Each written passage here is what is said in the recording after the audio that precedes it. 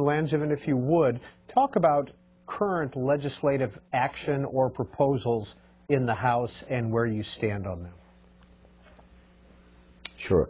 Well, there are a couple of major bills that I'm supporting, one of which is the Rogers-Ruppersberger bill. I sit on the House Intelligence Committee. Chairman Rogers of the Intelligence Committee and Ranking Member Ruppersberger, along with myself and several others, have co-sponsored and supported legislation to provide for more robust information sharing, as I described, between the government and the private sector, sharing classified information or threat information back and forth. That bill has passed famously out of the House Intelligence Committee. I was proud to vote for it. I'm hopeful that that bill will be coming to the floor soon. The other bill that's moving its way to the House is Congressman Langevin's bill in the Homeland Security Committee that would basically set stronger standards for protecting critical infrastructure, as well as providing a mechanism for information sharing. So some important steps forward. We can't let the perfect be the enemy of the good, and whether it's the individual pieces of legislation that will move forward or a comprehensive bill like what's been introduced on the Senate side, we have to get something done because we're too vulnerable right now to potential attack. And it's not just from a nation state that we have to worry about this. These kind of asymmetric tools, weapons, if you will, through just a few keystrokes could be accomplished by an individual, a terrorist, a criminal enterprise terrorist, or a nation state attack. And we're very vulnerable. And I don't want to overhype the problem, but clearly the threat exists, and I'm trying to raise the awareness of this. I look at this as we're probably in right now a pre-9/11 moment, and we have the opportunity to protect our critical infrastructure, protect the American people, but we have to act with the greatest sense of urgency. The last point I'll make is that there are other aspects of cyber threats that we're seeing right now. Cyber attack is, of course, among the worst things that could happen, and we're trying to prevent that from occurring right now. But the other thing that we're seeing clearly on a daily basis is cyber criminal activity and cyber espionage. We probably all know someone who has had their bank account hacked, had money stolen, their credit card information stolen and abused, their identity stolen through electronic means and causing great personal problems on an individual level, or more broadly in terms of groups of people having that information stolen or abused. We also see on the cyber espionage side that our companies, particularly in the defense industry, get hacked, penetrated on a daily basis, and billions of dollars of R&D work is being stolen by our foreign competitors and adversaries that they're scooping up and capitalizing on. They're getting the R&D basically for free when we've put hundreds of billions of dollars into this R&D. That is costing American jobs. It's costing Americans our ability to be leaders in innovation and economic competitors. We're put in a real disadvantaged position right now, and we have to act more quickly to protect this kind of information. Congressman Langevin, you mentioned that you are a co-sponsor, a supporter of the Rogers cybersecurity bill. If the Lundgren bill is the vehicle that makes it to the House floor, would you be supportive of that? I'm co-sponsoring Congressman Langevin bill. I think he's done a good job in putting together a good bill that gets us further down the road toward employing more robust cybersecurity mechanisms. Not a perfect bill by any stretch, but I think it goes a long way toward establishing the kind of regulation and adoption of robust cybersecurity mechanisms that we need on protecting our critical infrastructures.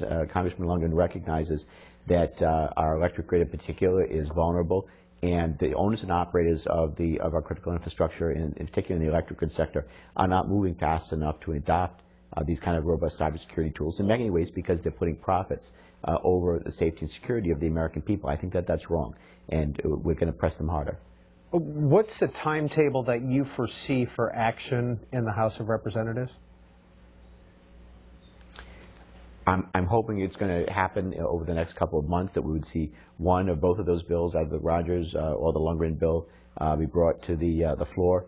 But being in the minority, we don't control the schedule. That'll be up to Speaker Boehner and his team to decide when those pieces of legislation will. I'm looking forward to being supportive and commend both Chairman Rogers and Ranking Member Ruppersberger, as well as Congressman Langevin for their continued attention to this issue. Most national security experts, from the President to the Secretary of Defense to the Chairman of the Joint Chiefs of Staff and many others, recognize and have stated repeatedly that cybersecurity is among the greatest threats that are facing the country today. Now, we've been lucky in many ways that we haven't experienced a major cyber attack, but as the FBI has warned, this is also a real serious problem that they're concerned about, and we need to act with the greatest sense of urgency. I don't want to overhype the problem, but I do believe that we're in a pre-9/11 moment right now.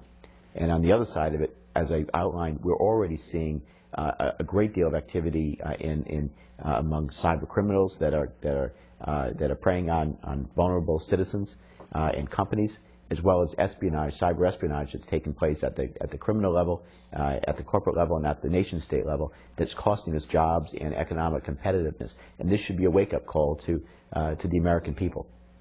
Congressman Jim Langevin, where did you develop your interest in cybersecurity? Was it through your work on the Intelligence and Armed Services Committees? Well, that's part of it, but it actually started several years ago, going back as far as 06 or 07. I chaired the subcommittee on Homeland Security, subcommittee on emerging threats, cybersecurity, and science and technology. And one of the things we really did a deep dive on was the security or the vulnerability, really, of our critical infrastructure, especially the electric grid. And we had basically the head of NERC come before the time, before the subcommittee, and ostensibly testify that yes, that they determined that the electric grid is very secure, and quite frankly, that individual misled Congress because they hadn't actually ascertained the information that they said that they did, and they only had to recant their testimony and apologize to the committee for providing inaccurate information. So my work on the Homeland Security Subcommittee is where in many ways it started, but also I co-chaired National Commission on Cybersecurity for the 44th Presidency through the CSIS Commission, that's the Center for Strategic International Studies, where we had cybersecurity experts both in and out of government from around the country sit on this commission and help us to develop a blueprint of how best to provide cybersecurity for the country, and produced a pretty robust document that helped us to show where we really need to be to make sure we get this right. Do you hear from your constituents on this issue? Some, in particular, companies that are in the IT field, in the IT sector, that in the cybersecurity sector, that understand how important this issue really is. The other thing that I want to focus our attention on is, although this is also a national security threat, it poses a challenge and an opportunity for us in creating jobs, because we don't nearly have enough people in the field of cybersecurity that with the right skills to protect the nation in cyberspace. The director of the CIA Center for Information Technology basically said that we only have about 1,000 people that can operate at a world-class level in cyberspace, where what we really need is somewhere between 20 and 30,000 people. So I've been looking for efforts and have been involved in efforts in trying to get our young people engaged in this problem and get them interested in the field of cybersecurity. We've launched the Cyber Challenge at the high school level that puts the kids that are interested in cyber issues through a series of challenges and tests to test their cybersecurity skills. We recognize them with prizes and awards, and it's the idea of getting them interested in a field that they think they just might be good at, or just something that they just do, but to also think about this as a career field. We've got to work harder on closing the skills gap in IT and in cyber. We have jobs available both here in Rhode Island and around the country, but we're finding it a real challenge to find people with the right skills to fill those jobs. So I look at this as a jobs opportunity as well. Congressman Jim Langevin, he's a Democrat from Rhode Island. He's a member of the Armed Services Committee, where he serves as the top Democrat on the Emerging Threats and Capabilities Subcommittee. He is also the co-founder of the House Cybersecurity Caucus. He's been our guest on The Communicators. Thank you, Congressman. Thank you.